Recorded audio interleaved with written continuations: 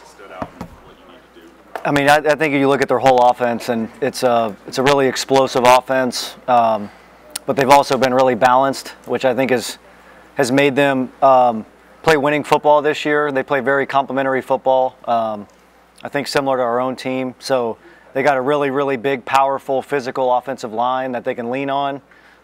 They got, 3 different backs that all do different things, 3 different tight ends that all do different things, they got a track team at wide receiver, lots of speed. And so, they really have talent all over the field. They have matchup issues all over the field. But I feel really good about our guys and look forward to the challenge of all those players.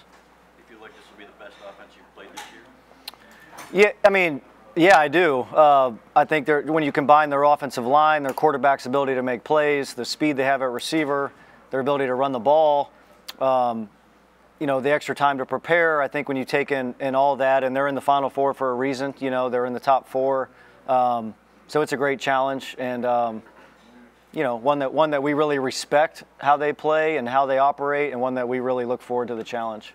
Jesse, in the last month or so, Isaiah Bond has kind of stood out as their go-to guy as a receiver. What have you seen from him on film that think might give your secondary some fits?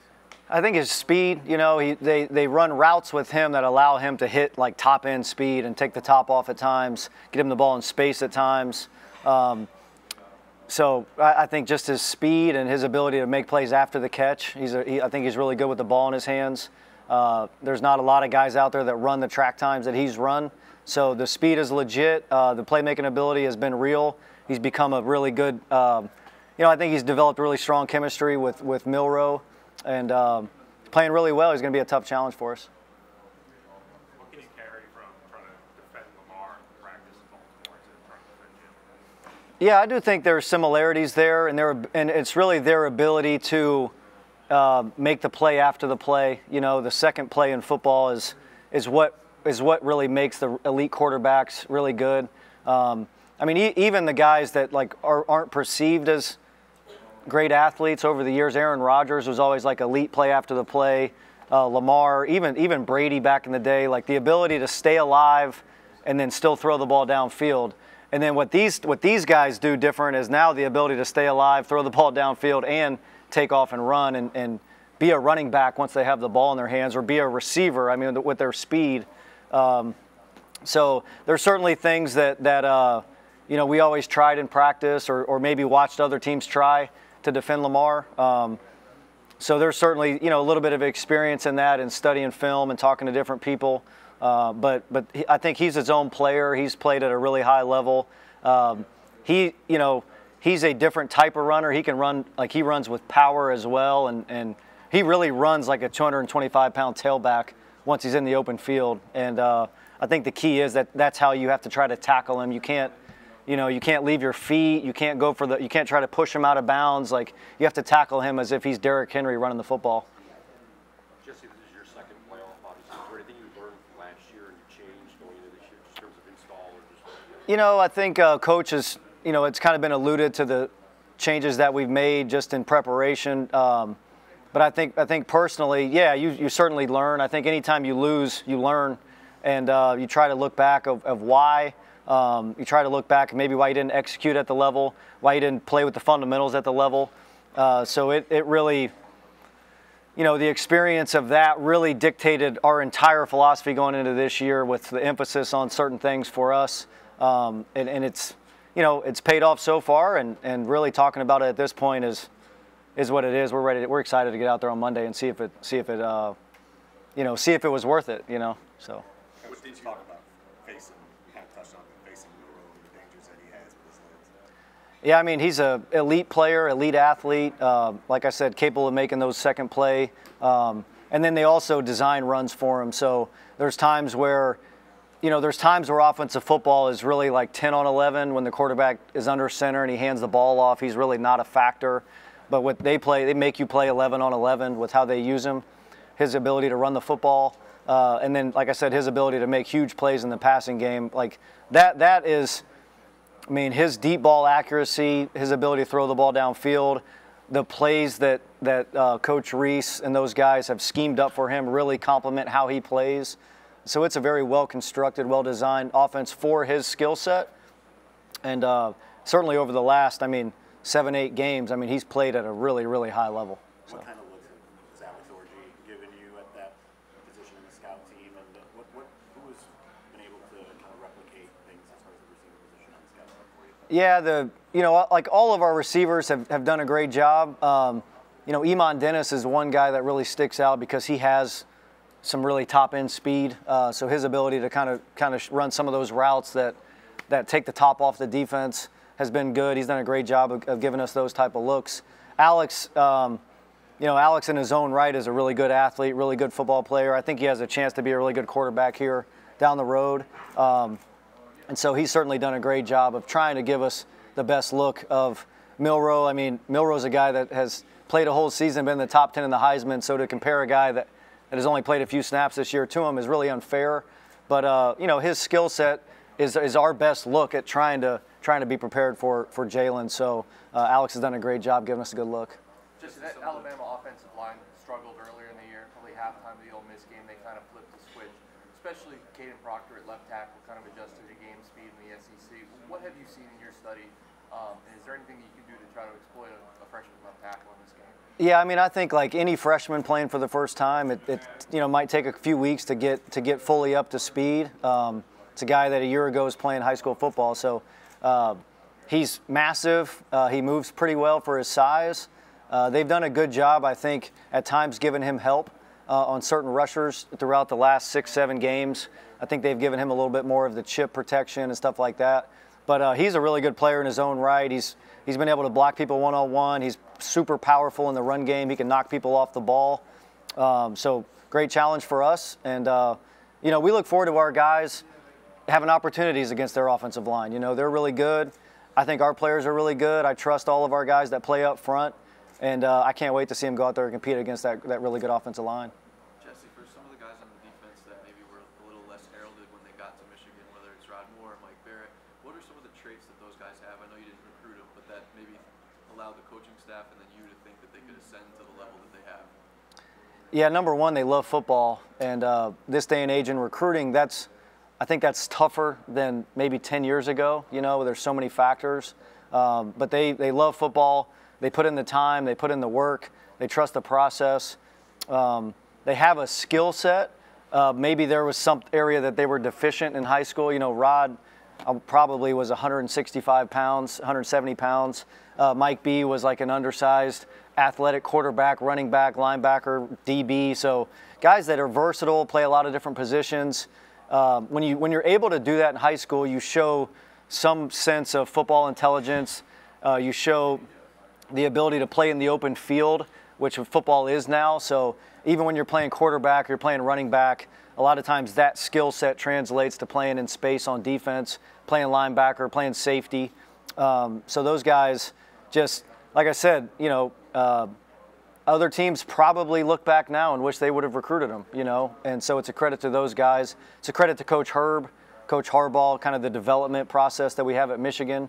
And then in their own right, those guys have developed themselves into great players through a lot of hard work.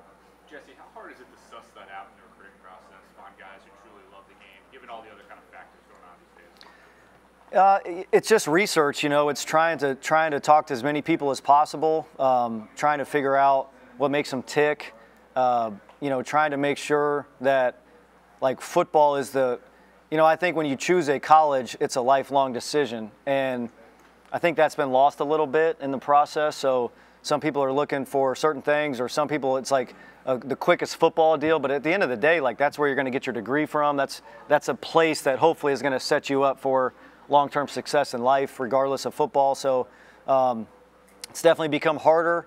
But at the end of the day, I think if you have a process and you trust your process and you ask the right questions and you try to talk to the right people, you can certainly try to have a higher percentage than maybe some people based on, trusting your own process and trying to figure all that stuff out. You guys had some transfers that made an impact this year, but to find, like you just mentioned, the character traits and the things like that fit for your program, is it a different process than it would be for just like the normal recruiting process for a high school kid?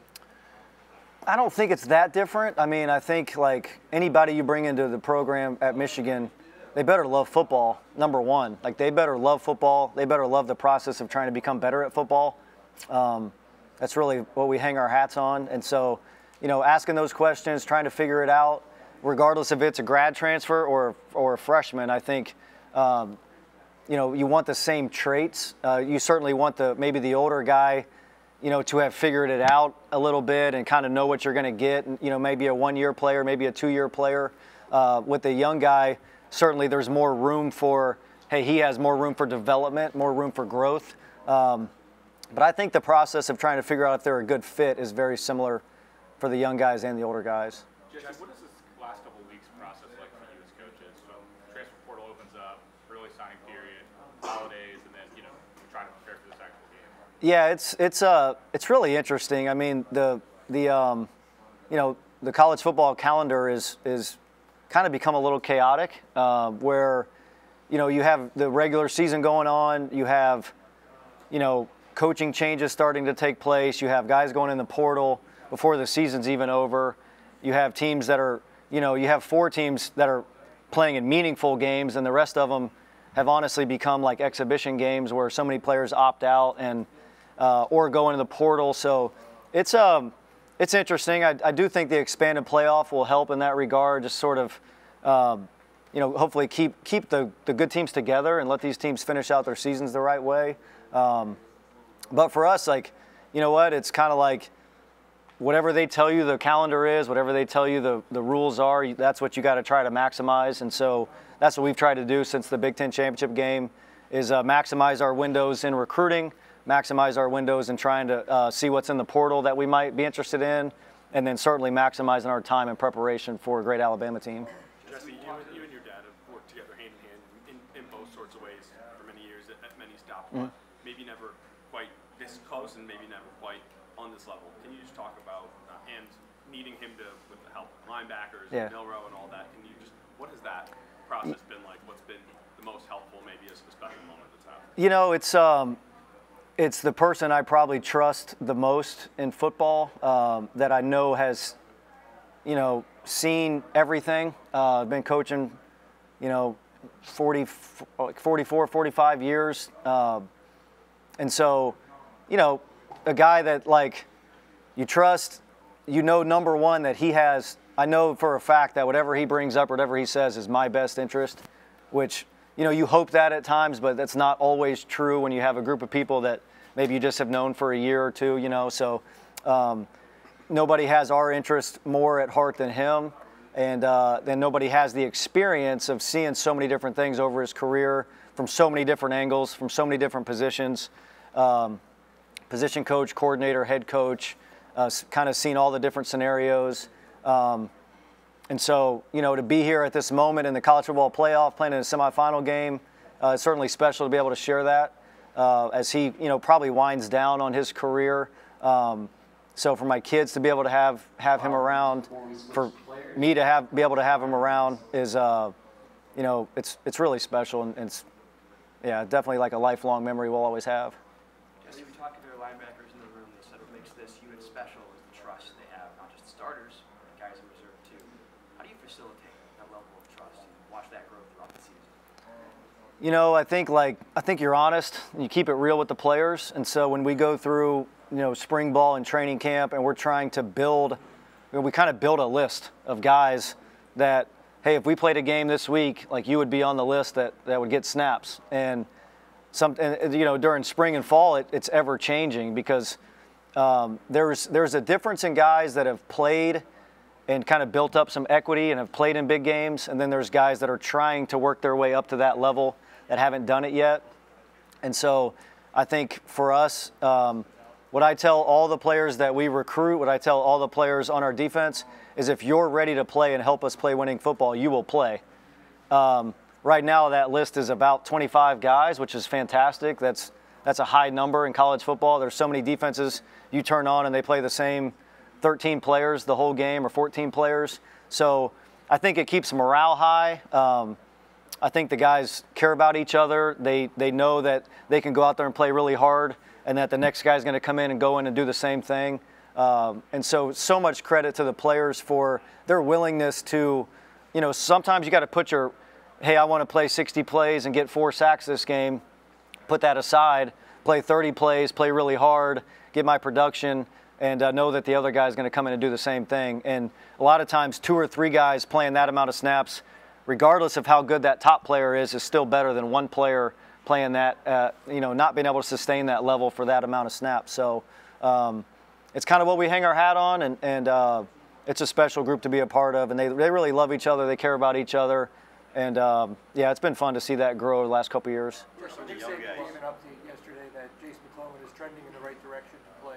From what you've seen on film, what does he do of those 3 backs that play that might give you guys a challenge? Yeah, he's big, physical. He runs downhill. He's got great speed. He's got the ability to take a play to the house, but he certainly runs behind his pads like all their backs do. So, if he's out there, he's a great challenge and somebody we got to be aware of and know where he's at. But we'll hopefully we'll be prepared for any back that they throw out there. Marcel Belichick and Saban obviously emphasize bigger is better usually with those usually front guys. I mean, how much what your defense is with Mike installed and what you kind of carried on is kind of based off of that same philosophy where you have bigger guys, up front. Yeah, I think on the D line especially. When you're playing a 3-down or a 4-down front, when you play against another line, for example, like Alabama, where their tackles are 6'7", 360, their guards are 340, 350 pounds, you got to have size, and you got to have guys that are big and can move, the Kenneth Grant, the Mason Grahams, Chris Jenkins, who's kind of made himself into that. And so, yeah, I think that philosophy of big people beat up little people. And that's sort of really like the thought process of up front.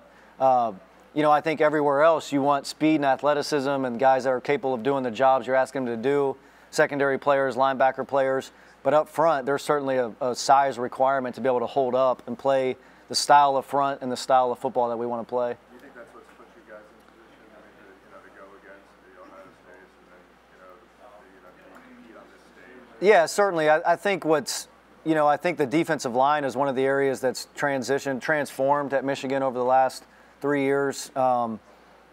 First round D linemen, D tackles, edge guys that are bigger, stronger, physical, can hold the edge. And so, yeah, that's been an emphasis. It's kind of how we built it with the Ravens. And that really, that's really all tied back to the Cleveland Browns, Belichick. So it's really like the Ravens, Ozzie Newsome, sort of the way you construct the defense. Yeah, I think it's all goes back to the origin of the same deal that the Saban, Belichick, Parcells tree. So I think it's you get the biggest, strongest, fastest guys you can up front, and then try to supplement the rest of the defense with guys that can do the things you want them to do. Jesse, who are